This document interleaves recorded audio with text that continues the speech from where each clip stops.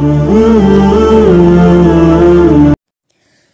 اللہ الرحمن الرحیم۔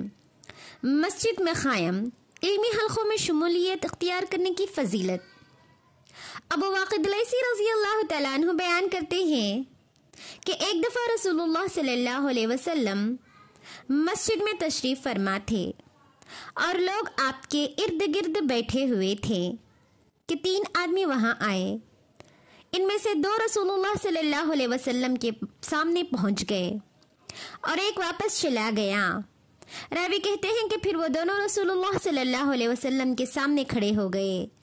اس کے بعد ان میں سے ایک نے جب مجلس میں ایک جگہ کچھ گنجائش دیکھی تو وہاں بیٹھ گیا، اور دوسرا اہل مجلس کے پیچھے بیٹھ گیا، اور تیسرا لوٹ گیا۔ پس جب رسول اللہ صلی اللہ علیہ وسلم اپنی گفتگو سے فارغ ہوئے تو صحابہ رضی اللہ تعالیٰ عنہم سے فرمایا، کیا میں تمہیں 3 آدمیوں کے بارے میں نہ بتاؤں؟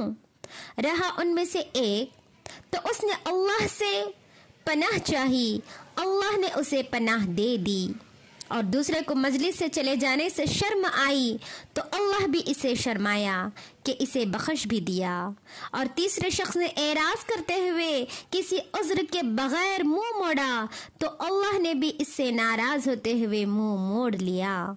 تخریج صحیح البخاری۔ Thanks for watching. Kindly like, subscribe and share my Junubian channel.